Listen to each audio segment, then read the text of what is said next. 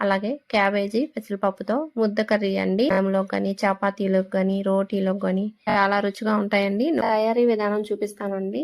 చూడండి, క్యాబేజీ అండి 100 గ్రాములు తీసుకున్నాను. శుభ్రంగా కడిగేసుకొని ఇలా చిన్న చిన్న ముక్కలుగా కట్ చేసి పెట్టుకోండి. పప్పు అండి 3 టేబుల్ స్పూన్లు తీసుకొని శుభ్రంగా కడిగేసుకొని కొంచెం నీళ్లు పోసుకొని ఎక్కుంటే అరగంట సేపు అయినా నానబెట్టుకోవచ్చు. కడాయి పెట్టుకొని 2 టేబుల్ స్పూన్ల ఆయిల్ వేసుకొని పావు స్పూన్ ఆవాలు వేస్తున్నానండి. ఎప్పుడైనా సరే మీరు ఆవాలు కొంచెం తగ్గించి వాడుకోండి.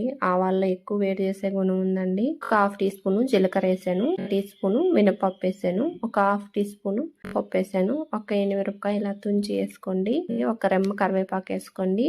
అవన్నీ కాసేపు దోరగా వేపుకోండి. ఉల్లిగడ్డని మీడియం సైజ్ తీసుకొని చిన్న ముక్కలు కట్ చేసుకుని బాగా వేపుకోండి. ఉల్లిపాయలో 70% దాకా వేపుకుంటే సరిపోద్దండి. పెసరపప్పు అండి, నీళ్ళేం లేకుండా పప్పు మాత్రం ఇలా వేసుకొని నిమిషం పాటు బాగా వేపుకోవాలండి. పెసరపప్పును కానీ వేపుకోవటం వల్ల పెసరపప్పు బాగా వేగి కూర కూడా బాగా రుచిగా ఉంటుందండి. కొంచెం ఒక కప్పు నీళ్లు పోసుకోండి. ప్లేట్ పెట్టి కాసేపు పెసరపప్పుని ఉడికించుకోవాలండి. మెత్తగా ఉడకకుండా పెసరపప్పు ఒక 50% ఉడికితే సరిపోతుందండి. మనం క్యాబేజీ వేసినప్పుడు ఉడకద్దు కాబట్టి తీసి ఒకసారి ఇలా కలుపుకొని మీరు పెసరపప్పు ఉడికిందో లేదో చెక్ చేసుకోండి. ఇలా ఉడికితే సరిపోతుంది. కట్ చేసి పెట్టుకున్న క్యాబేజీ అంతా వేసుకోవాలి. ఒకసారి బాగా కలుపుకోండి. బాగా అంతా కలుపుకొని చిన్న మంట పెట్టుకొని పైన ప్లేట్ పెట్టి ఇది కాసేపు బాగా ఉడకనివ్వండి.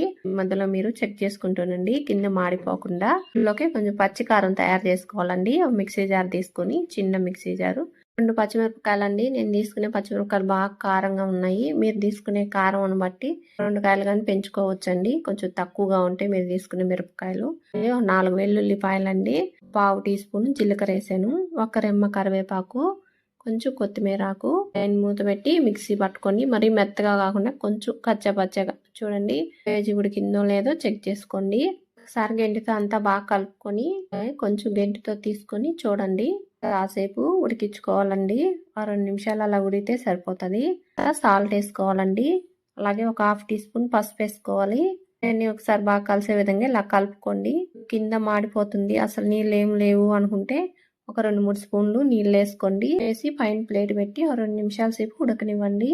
మళ్ళీ బాగా కలుపుకోండి. బాగా ఉడికిందండి. చూడండి, ఈ విధంగా ఉడకాలి.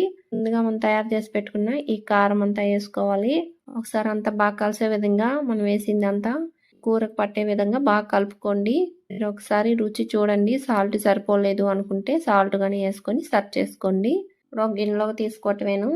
వేడిగా అన్నంలో వేసుకొని తిన్నా కానీ, అలాగే పిల్లలకి లంచ్ బాక్స్ కైనా కాస్త కూర ఎక్కువగా కలిపి